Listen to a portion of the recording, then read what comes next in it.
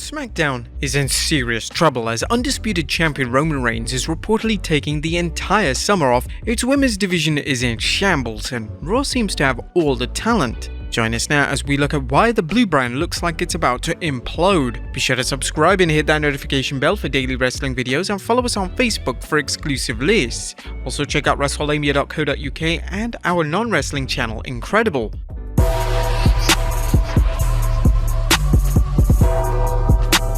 Now there seems to be 3 reasons to think SmackDown could tank. Let's look at the reasons and how the WWE can still save it. Number 1. Roman Reigns' summer vacation.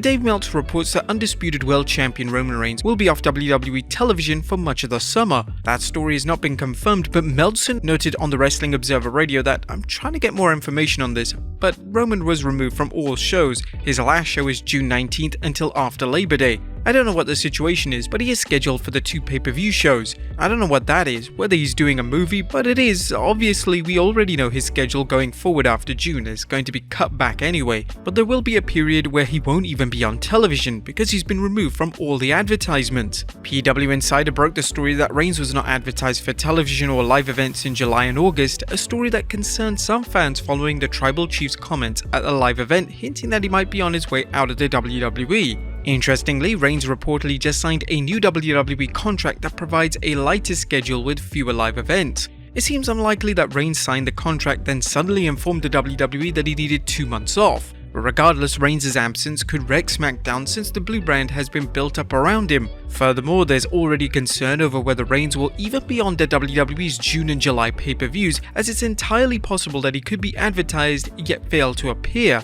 Fans actually saw this happen before WrestleMania Backlash, as Brock Lesnar was advertised only to have his name pulled from the show, with talk the WWE even knew he wasn't going to appear. Despite these reservations, the WWE claims Roman will be a part of WWE storylines. Fightful Select's Sean Ross Sapp tweeted, "WWE sources had claimed to us that Roman Reigns was factored into their creative plans for the foreseeable future. I don't know how that bodes for reports of him having time off this summer, and we've not got that word from WWE. Whether or not Reigns will be factored into the WWE's July events Money in the Bank and SummerSlam, those being 2nd July and 30th July respectively, it'll be more difficult to book him without him appearing on WWE television." While the WWE seems to put less emphasis on promoting its premium events, Reigns has been the focus of said shows for nearly 2 years. Reigns' absence from SmackDown and occasional appearances on Raw creates a vacuum the WWE may not be able to fill. Let's face it, the blue brand has revolved around Reigns since his 2020 return at SummerSlam, and will have to step up its promotion of other stars, something it's largely failed to do as it sacrificed many if not all of its wrestlers to put Roman over. The WWE though has another problem, as both of its world championships are around Roman's waist, a situation that now denies both Raw and SmackDown of world title matches. The WWE's short-sightedness in booking a title unification match to hype WrestleMania 38 has never been more apparent. But how can we solve the Roman Reigns problem? Well, let's assume that Roman is going to compete at the WWE's 2 summertime pay-per-views, as SummerSlam is being held in July rather than in August. The WWE could take the belt off him at Hell in a Cell or at Money in the Bank, although there's considerable confusion as to whether the WWE has changed the briefcase's rules after Cody stated that its winner gets to main event WrestleMania rather than the traditional rule of cashing it in at any time. But this at least allows them to have a world champion on its weekly television. Another option is to stage an injury angle with the WWE holding a tournament to crown an interim champion in Reigns' absence. If the WWE does keep the undisputed championship on Roman, it will have to work hard to elevate existing stars to the main event. The WWE has roughly a month to do this, and it needs to create bigger names from its babyface and heel rosters. This seems unlikely as the WWE has sacrificed so many wrestlers to Roman, and it would take the normally conservative WWE to make bold decisions about elevating new and veteran talents. And number 2, the women's division. Roman Reigns' absence will be sorely felt on SmackDown, but he's not the only person whose absence could deep six the blue brand. Charlotte Flair's storyline broken arm is reportedly going to take her off WWE television for an unknown amount of time, which creates a void in SmackDown's women's main event, especially amongst heels. SmackDown's women's division is weak right now, as main eventer Sasha Banks is spinning her wheels in the tag ranks, alongside fellow tag champion Naomi, a talented wrestler who could rise back to the main event with the right push. While Bayley is rumored to be coming back soon, there are no guarantees when she'll return. They have several females working as heels, including Xia Li and Shotzi Blackheart, but so far they haven't been booked in significant roles. Likewise with Natalya and Shayna Baszler, two wrestlers currently stuck in the tag ranks. For the solution, well, bringing Bayley back would create an instant main event heel opponent for Ronda Rousey, but what if Bayley's return is delayed? The WWE could call up stars from NXT, but so far, SmackDown has failed to properly utilize its female NXT call-ups. The WWE could try pushing Shayna Baszler as a singles heel, and considering an MMA background and also friendship with Ronda Rousey, it seems like a good program on paper despite the WWE's inconsistent booking of Baszler. Finally, they could also turn Ronda Rousey heel, which might help her with her problems on the microphone and create a dominant heel champion.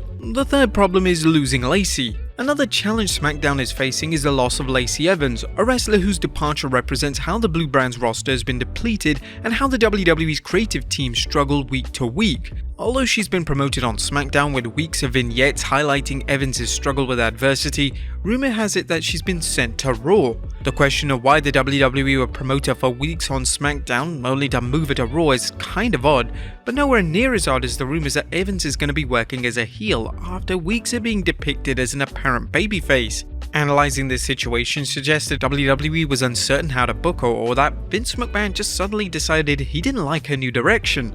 Lacey's inconsistent booking exemplifies SmackDown's mediocre booking of its roster.